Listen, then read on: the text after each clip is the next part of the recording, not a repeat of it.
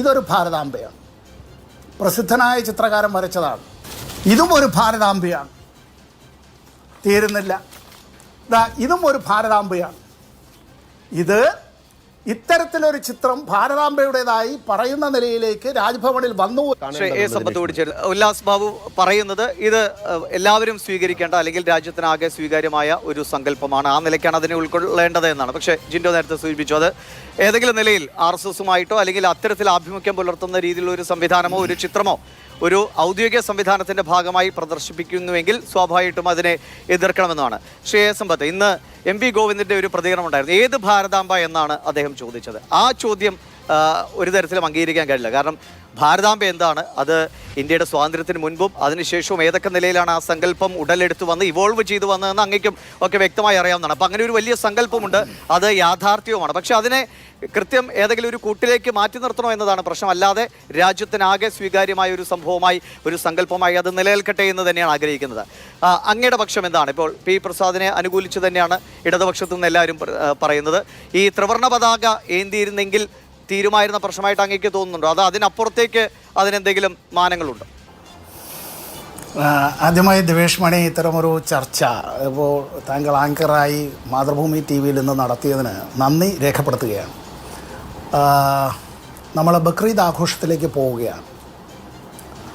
ലോകത്തിലെ വലിയൊരു വിഭാഗം ജനങ്ങൾ, അതിൽ വിശ്വാസികൾ മാത്രമല്ല, ആ വിശ്വാസവുമായി അവരോട് ആദരവും ബഹുമാനവും സുഹൃത്ത് ബന്ധവും സാഹോദര്യവും അത്തരത്തിൽ പ്രകടിപ്പിക്കാൻ ആഗ്രഹിക്കുന്ന എല്ലാവരും, വിശിഷ്യ ഇന്ത്യക്കാർ നമ്മൾ മലയാളികളെല്ലാവരും ഈ ബക്രീദിൽ സാഹോദര്യത്തിൻ്റെ പ്രതീകമായി മാറേണ്ടവരാണ്. ഇവിടെ നിർഭാഗ്യകരമായ സംഭവം എന്നുള്ളത്, ഇന്നലെ ലോക പരിസ്ഥിതി ദിനാചരണവുമായി ബന്ധപ്പെട്ട് കേരള രാജ്ഭവനിൽ കേരള സർക്കാരിൻ്റേതായ ഒരു പരിപാടി പതിവ് പോലെ അത്തരത്തിൽ അവിടെ ആ ചടങ്ങുമായി ബന്ധപ്പെട്ട് ഫലവൃക്ഷ തൈകളുടെ വിതരണം, അതിൻ്റെ ഉദ്ഘാടന പ്രസംഗം എന്നുള്ളത് ഒരു 30 മിനിറ്റ് ആദരണീയനായ കേരള സംസ്ഥാനത്തെ ഗവർണർ അദ്ദേഹം നിർവഹിക്കുന്നതുമായി ബന്ധപ്പെട്ടൊരു ചടങ്ങ്. അത് നേരത്തെ ഇവിടെ സൂചിപ്പിച്ചതുപോലെ തന്നെ ശ്രീ ആരിഫ് മുഹമ്മദ് ഖാനുമായി പിന്നീടുള്ള അദ്ദേഹത്തിൻ്റെ ഒരു അവസാനത്തെ 2 കൊല്ലക്കാലം അത്ര സുഖകരമായ ബന്ധത്തിലായിരുന്നില്ല എങ്കിൽ പോലും അവിടെ വെച്ചത് നടത്തുമ്പോൾ ഇന്നലെ നടന്ന പരിപാടിയിൽ നിന്ന് രാജ്ഭവൻ ബോധപൂർവം ഒഴിവാക്കാനായി ആവശ്യപ്പെട്ട 2 പേരുണ്ട്. അത് കേരളത്തിലെ കർഷകൻ്റെ പ്രതിനിധിയും കർഷക തൊഴിലാളിയുടെ പ്രതിനിധിയും. ഏത് ഗവർണർ കേരളത്തിലുണ്ടായിരുന്നാലും, ഏത് സംസ്ഥാനത്തെ ഈ മുന്നണി ഈ സംസ്ഥാനം ഭരിച്ചാലും, അവിടെ അങ്ങനെ ഒരു പരിപാടി നടക്കുമ്പോൾ അവിടെ വേദിയിൽ, ഞാൻ ആ സ്റ്റേജിലാണ്, അവരെ പ്രസംഗിക്കാനൊന്നും വിളിക്കുകയല്ല. നമ്മൾ കൃഷിക്കാരെ ആദരിക്കുന്ന, കർഷക തൊഴിലാളികളെ ബഹുമാനിക്കുന്നതായ ഒരു നാട്, ഇന്ത്യയിൽ ആദ്യമായി കർഷക തൊഴിലാളികൾക്ക് 45 രൂപ പെൻഷൻ കൊടുത്ത സഖ VK നായനാരുടെ നാട്. ഇവിടെ രാഷ്ട്രീയത്തിനപ്പുറമായി കർഷകരെയും കർഷക തൊഴിലാളികളെയും ബഹുമാനപ്പെട്ട ഗവർണർ ഇരിക്കുന്ന വേദിയിലിരുത്തും. അതിന് പോലും രാജ്ഭവൻ അനുവദിച്ചില്ല. ആദ്യം മിനിറ്റ് ടു മിനിറ്റ് പ്രോഗ്രാം എന്നുള്ള നിലയിലേക്ക് അയച്ചു കൊടുത്തതിൽ ഈ വിവാദ വിഷയമായ ഒരു കാര്യത്തെ സംബന്ധിച്ച് രാജ്ഭവൻ എന്തേ ആ മിനിറ്റ് ടു മിനിറ്റ് പ്രോഗ്രാമിൽ ഇല്ലാതിരിക്കുകയും രാത്രിയായപ്പോൾ ഇങ്ങനെ ഈ വവ്വാലുകൾ കടവാവലുകൾ ഇങ്ങനെ വല്ലാതെ ഇങ്ങനെ ഡ്രാക്കുളയുടെ കഥയിൽ ഇങ്ങനെ അലയടിച്ചു പറക്കുന്നത് പോലെ ആകാശത്തേക്ക്, ഒപ്പം മൂർഖൻ പാമ്പുകളും മണലിപ്പാമ്പുകളും പുറത്തിറങ്ങുന്നത് പോലെ, കുറുനരി ഓരിയിടാനായി ഇറങ്ങുന്നത് പോലെ രാത്രിയായപ്പോൾ രാജ്ഭവന് പെട്ടെന്നെന്തേ ഒരു വെളിപാടുണ്ടായത്, ഇങ്ങനെ അതുണ്ടാവണമെന്ന് താങ്കൾ ഇവിടെ ചോദിച്ചൊരു ചോദ്യമുണ്ട്. ആരുടെ ഭാരതാംബയാണ് എന്നുള്ളതിന് എൻ്റെ പാർട്ടിയുടെ സംസ്ഥാന സെക്രട്ടറി സഖാവ് MP ഗോവിന്ദൻ മാഷ് ചോദിച്ചതിനെ സംബന്ധിച്ച് ആ ചോദ്യം പ്രസക്തമാണ്. ഇതൊരു ഭാരതാംബയാണ്. പ്രസിദ്ധനായ ചിത്രകാരൻ വരച്ചതാണ്. ചർച്ചയിൽ ഇന്നലെയും പറഞ്ഞതാണ് അദ്ദേഹത്തിൻ്റെ പേര്. ഇതും ഒരു ഭാരതാംബയാണ്. തീരുന്നില്ല. ഇതും ഒരു ഭാരതാംബയാണ്. ഇത് ഇത്തരത്തിലൊരു ചിത്രം ഭാരതാംബയുടേതായി പറയുന്ന നിലയിലേക്ക് രാജ്ഭവനിൽ വന്നുവെങ്കിൽ അതിൻ്റെ തൊട്ടപ്പുറത്ത് ബൊട്ടാണിക്ക എന്നുള്ളത് പഴയ സൂര്യനസ്തമിക്കാത്ത സാമ്രാജ്യത്തിൻ്റെ അവരുടേതായ ചക്രവർത്തിനിയെ അത്തരത്തിൽ ദേവതയായി വെച്ചുകൊണ്ട് അങ്ങനെ തൊട്ടടുത്തൊരു സിംഹത്തെയാണ്. അപ്പോൾ ഇത് ആരുടെ ഭാരതാംബയാണ് എന്നുള്ള ചോദ്യം പ്രസക്തമാണ്. 2, ഇങ്ങനെയെല്ലാം ചെയ്യുമ്പോൾ നിങ്ങളിതെല്ലാം അങ്ങനെ ഇതെല്ലാം വന്നിച്ചോളുക, വണങ്ങിക്കൊള്ളുക, ആദരിച്ചുകൊള്ളുക എന്നെല്ലാം പറയുക എന്നുള്ള നിലയിലേക്ക് അഖണ്ഡ ഭാരതത്തെക്കുറിച്ചെല്ലാം സ്വപ്നങ്ങൾ ആർക്കും കാണാം. ഈ ലോകം മുഴുവനും ഇന്ത്യയാണ് ഭരിക്കുന്നത് എന്ന് സ്വപ്നം കാണാം. പണ്ട് ഹിറ്റ്ലർ അങ്ങനെയാണ് സ്വപ്നം കണ്ട് കിടന്നുറങ്ങിയത്. 1945 മെയ് ദിനത്തിന് മുന്നെയാണ് സ്വപ്നങ്ങൾ പാടെ തകർന്നു പോയത്. സ്വന്തം ജീവിതവും സ്വന്തം കാമുകിയുടെ ജീവിതവും അടക്കം അവസാനിപ്പിക്കേണ്ടി വന്നത് മണിക്കൂറുകൾക്ക് മുമ്പാണ്. ബെനറ്റിനോ മുസോളിനിയെ ഇറ്റലിയിലെ ഒളിപ്പോരാളികൾ പിടികൂടി വധിച്ച് ഒടുവിൽ ഒരു വിളക്കുകാലിൽ കെട്ടിത്തൂക്കിയിട്ടത്. അന്ന് ഫാസിസം പരാജയപ്പെട്ടില്ലായിരുന്നെങ്കിൽ ഇന്ന് നമ്മളാരുമില്ല, ഈ ലോകമില്ല. നമ്മൾ അഖണ്ഡ ഭാരതത്തെക്കുറിച്ച് ചില ആളുകൾ ഇങ്ങനെ സ്വപ്നം കണ്ടുകൊണ്ടേയിരിക്കുകയാണ് അല്ലേ? അയൽവക്കത്തെ വിളയിൽ വിളയുന്നതും അയൽവക്കക്കാരെയും അവരുടെ നാട്ടിൽ അവരുടേതായിട്ടുള്ള എല്ലാം, അഫ്ഗാനിസ്ഥാൻ, എങ്ങനെ പാകിസ്ഥാൻ, പിന്നെ ബംഗ്ലാദേശ്, പിന്നെ നേപ്പാൾ, പിന്നെ ഭൂട്ടാൻ, പിന്നെ ശ്രീലങ്ക, ഇതെല്ലാം നമ്മുടേതാണെന്ന് പണ്ടൊരു മൂപ്പിലാൻ പഴയ തിരുവിതാംകൂറിൽ പറഞ്ഞു കേട്ടിട്ടുള്ളൊരു കാര്യമുണ്ട്. ഞാനും ഒരു വെട്ടുകാരനുണ്ടെങ്കിൽ നാട്ടിലെ തെങ്ങെല്ലാം വെട്ടി ഒഴിയാൻ പിന്നെ ആരും വേണ്ട എന്നുള്ളതുപോലെ. ഞാൻ തുടക്കത്തിലേ പറഞ്ഞു, ഞാൻ ഇനിയൊരു 1.5 മിനിറ്റേ എടുക്കുന്നുള്ളൂ, നാളെ ബക്രീദാണ്. ഇവിടെ ഇത്തരമൊരു കാര്യത്തെ സംബന്ധിച്ച് വല്ലാതെ ഇത് രാജ്ഭവനുകൾ ഇങ്ങനെ ഈ വർഗീയതയുടെ വിഷമുട്ടകൾ ഇടാനുള്ള, വിരിയിക്കാൻ, അടയിരിക്കാനുള്ള ഇരിപ്പിടങ്ങളാക്കി മാറ്റുന്നത് തെറ്റാണ്. നമ്മുടെ നാട്ടിൽ ഇന്ത്യയുടെ ദേശീയ പതാകയുമായി ബന്ധപ്പെട്ടുള്ള പാർലമെൻറ്റ് പാസ്സാക്കിയ ആക്റ്റുണ്ട്. ഇന്ത്യയുടെ ദേശീയ ചിഹ്നത്തിൻ്റെ സംരക്ഷണവുമായി ബന്ധപ്പെട്ട് പാർലമെൻറ്റ് പാസ്സാക്കിയ ആക്റ്റുണ്ട് 2 തവണ.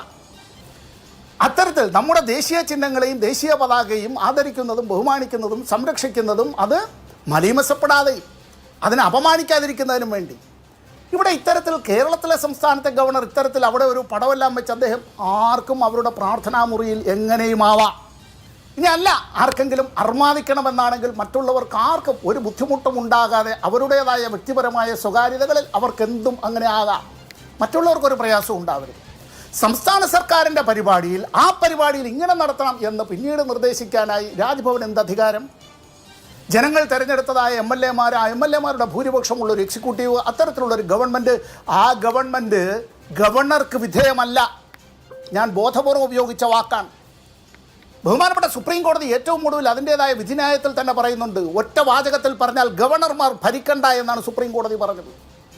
ഗവർണർമാർ രാഷ്ട്രപതി യൂണിയൻ ക്യാബിനറ്റിൻ്റെതായ ഉപദേശങ്ങൾ അനുസരിച്ച് പ്രവർത്തിക്കുക എന്നുള്ളതുപോലെ പ്രഥമ പൗരന് അത്തരത്തിലുള്ള ആ അവകാശം, അധികാരം, ചുമതല, ബാധ്യത എന്ന് ഞാൻ പറയുന്നില്ല. അതൊരു സംസ്ഥാനത്തെ ഗവർണർക്കുമുണ്ട്. അല്ലാതെ അതിനപ്പുറമായിട്ടുള്ള അധികാരങ്ങൾ ഒരു സംസ്ഥാന ഗവർണർക്കുണ്ട് എന്ന് ദയവായി തെറ്റിദ്ധരിക്കരുത്. ഇനി ഇവിടെ ഇപ്പോൾ പറഞ്ഞു, ഈ പറയുന്ന ഭാരതാംബയെ സംബന്ധിച്ച് ജയ് ഹിന്ദ് എന്നൊരു മുദ്രാവാക്യമുണ്ട്. ദിവേഷ് മണിക്ക് ഓർമ്മയുണ്ടാവും. ജയ് ഹിന്ദ് എന്ന മുദ്രാവാക്യം അത്തരത്തിൽ വരുന്നതിൻ്റെ കാരണം തന്നെ അതിനു മുമ്പ് നമ്മുടെ പട്ടാളത്തിലെ റെജിമെൻ്റ് ഇപ്പോഴും പഴയ കാലത്തെ പാരമ്പര്യമനുസരിച്ച് സിഖ് റെജിമെൻറ്റ്, ജാട്ട് റെജിമെൻറ്റ്, ഇങ്ങനെ പഞ്ചാബ് റെജിമെൻറ്റ് ഇങ്ങനെയൊക്കെ പറയുന്നുണ്ടെങ്കിൽ എല്ലാ ജാതി മതങ്ങളിൽപ്പെട്ടവരും ആ സൈന്യത്തിൻ്റെ ആ റെജിമെൻറ്റുകളിലുണ്ട്. 1941 ഈ ഹിന്ദുമത വിശ്വാസികളായ പട്ടാളക്കാർ പല ആളുകളും പ്രിസണേഴ്സ് ഓഫ് വാറായി പിടികൂടപ്പെട്ടു അക്കാലത്ത്. അപ്പോൾ അന്ന് അവർ പല ആളുകളും മതപരമായ ചിഹ്നങ്ങൾ, റാംജി എന്ന് പറയുക, അസ്സലാമു അലൈക്കും മറ്റു ചിലർ പറയുക, മറ്റു ചില ആളുകൾ സിഖുകാരായിട്ടുള്ള ആളുകൾ അവരുടേതായിട്ടുള്ള ആശീർവാദ അത്തരത്തിൽ ഈ അഭിവാദ്യം നടത്തുക. അങ്ങനെയാണ് നേതാജി സുഭാഷ് ചന്ദ്രബോസ് അദ്ദേഹത്തിൻ്റെ ADCയോട് ചോദിക്കുകയുണ്ടായി, നമുക്ക് ഇതിനൊരു ഒരു പദം കണ്ടുപിടിക്കണം എന്നുള്ളത്.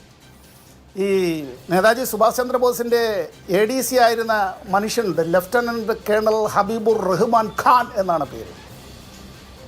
തീരുന്നില്ല.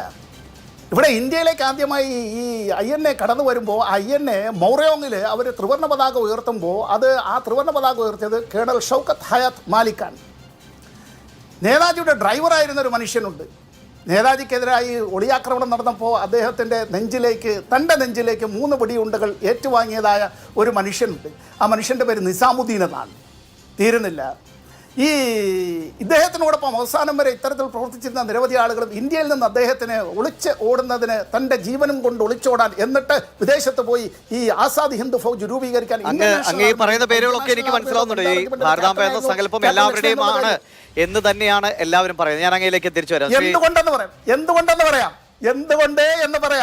അല്ല, ഒറ്റ സെക്കൻഡ് ഈ പൂർണ്ണ സ്വരാജ് എന്നുള്ള പ്രമേയം പാസ്സാക്കുന്നത് പോലും അറിയണം. ഇവിടെ ഉല്ലാസ് ബാബു അറിയേണ്ടതായ ഒരു കാര്യം, ഇന്ത്യൻ നാഷണൽ കോൺഗ്രസിൻ്റെ അഹമ്മദാബാദ് കോൺഗ്രസിൽ 1923 അന്നത്തെ കോൺഗ്രസിനകത്തെ കമ്മ്യൂണിസ്റ്റ് നേതാക്കളായിരുന്ന സ്വാമി കുമാരാനന്ദും അതുപോലെ മൗലാന ഹസ്രത് മൊഹാനിയും ചേർന്നാണ് അന്ന് 1921 അഹമ്മദാബാദ് കോൺഗ്രസ് സെഷനിൽ അത് കൊണ്ടുവരുന്നത്. അത് പാസ്സാവാനായി പിന്നീട് 1929 പോകേണ്ടി വന്നു ലാഹോർ സെഷനിലേക്ക്. ഇന്ത്യയുടെ ചരിത്രത്തിൽ ഇടമില്ലാത്തത് കൊണ്ട് ചാടിക്കയറിയിരിക്കുന്നതിന് വേണ്ടി ഇത്തരത്തിൽ ചില ചിത്രങ്ങളെല്ലാം കൊണ്ടുവന്ന് അവിടെ വിളക്ക് കൊളുത്താമെന്ന് നിങ്ങളെല്ലാം വന്ന് കൊളുത്തിക്കൊള്ളണമെന്നുള്ളത് നമ്മൾ എല്ലാവരെയും അനിവാര്യമാണ്. ഞാൻ വേഗത്തിൽ അതിഥികളിലേക്ക് വരാം.